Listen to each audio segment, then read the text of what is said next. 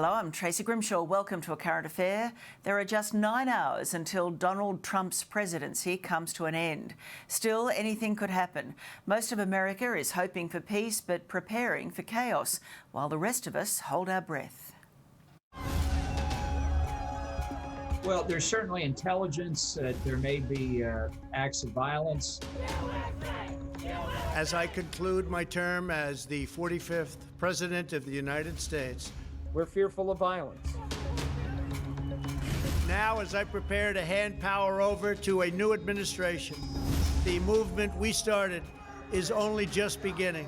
There's never been anything like it. Never been anything like it. The end of a presidency few will forget. America's capital city on edge as the world prays for a peaceful transition of power. Security in Washington is more intense than I've ever seen it for an inaugural. I think that's entirely proper. I hope we don't see violence. Ambassador John Bolton served Presidents Reagan, George H.W. Bush and his son George W. Bush before accepting an offer to become Donald Trump's national security advisor. We've got extremists on both sides. Their conduct is reprehensible, but this is a day that should be a peaceful transition of power, and I think we all hope it turns out that way.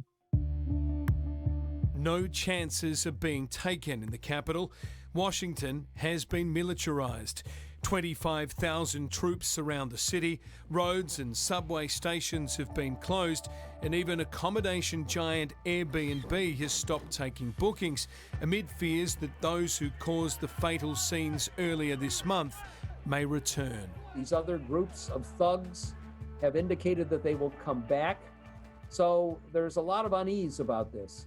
Political scientist Norman Ornstein lives in Washington and has been observing the preparations. They're going to be prepared with enough forces to protect the president-elect and everybody else around the president-elect and the vice president-elect. But not even those in uniform can be trusted. 12 members of the National Guard were stood down this morning after intelligence suggested that some threats could come from within, as authorities prepare for one of the most important days in American political life. The ceremony itself takes place outside on the west front of the Capitol. It's a majestic scene because you go from the west front and you look out over the whole National Mall. Following the tradition, the ceremony will include a blessing from Biden's hometown minister, the Reverend Sylvester Beeman. Mr. Biden will be sworn in on a family Bible published in 1893 that he's used prior to every office he's held in 50 years of public life, while Vice President Kamala Harris will take her oath on a Bible owned by the first black Supreme Court Justice, Thurgood Marshall, and another owned by family friend Regina Shelton. The day will also include performances from Jennifer Lopez and Lady Gaga. But one person who won't be attending is Donald Trump. Donald Trump will not be there. If I had to guess, my guess is he will be down at Mar-a-Lago. Maybe he'll then go out and play golf.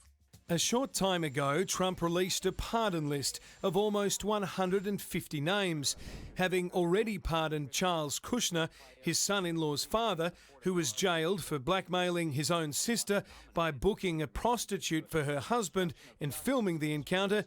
Today, Trump quashed the convictions of Dwayne Michael Carter Jr., also known as rapper Lil Wayne, while TV's Tiger King Joe Exotic missed out, despite Exotic's supporters organising a stretch limousine pickup truck in the hope he'd be released from jail.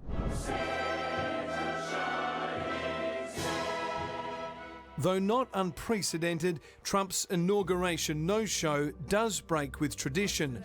George W. Bush was there for Barack Obama's big day, and President Obama and Hillary Clinton attended Trump's ceremony. In fact, when Mr. Biden makes his traditional inaugural address as president, Donald Trump will be the first outgoing leader in 152 years not to watch his successor's speech in person. Former Trump advisor John Bolton is hoping Biden uses the speech to heal a divided nation. Biden has an opportunity in his inaugural address to strike the same theme. We will disagree on issues. That's what politics is all about. But if we can leave aside some of the personal attacks, we can solve these problems.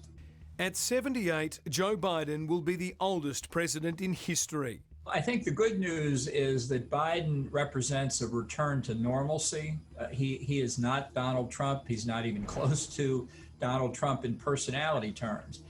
But I hope that if we can return both parties to a pattern of normalcy, that will be important in going forward.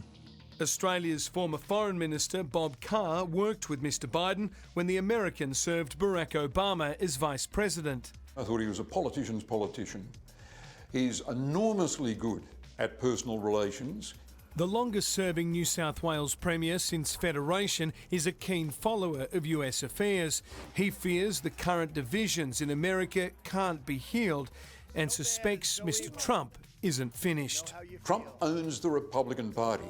That's got to be grasped. And my view is that if he lives in good health, he's the most likely presidential candidate in 2024.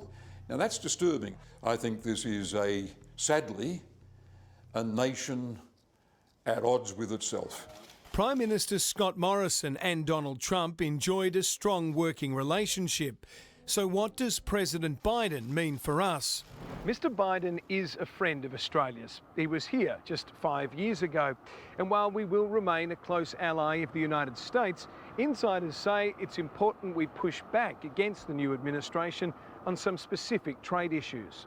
The Chinese have locked us out of their markets, and Australian exporters, coal, wine, barley, have lost out. We should be saying to America, we don't want you to rush in where we've been locked out of Chinese sales and pick up the slack. Trade matters will be dealt with in time. For now, America is focusing on getting through the next 24 hours. But as a new era begins, we asked each of our experts to finish by summing up the Trump years in a single sentence. Working in the White House as National Security Advisor was like trying to make policy on the inside of a pinball machine. And I feel generally that's what it was like to live in the Trump administration. I think it's been catastrophically divisive, catastrophically because I don't think the divisions are going to be easily repaired. We have not had a president like Donald Trump, and let us pray fervently that we don't ever again have one like him. And you can watch the inauguration live from 3 a.m. here on 9 with Carl and Ali. That'll be followed by the Today Show and full coverage through the day on 9 News. While cockatoos can be noisy, messy and destructive, they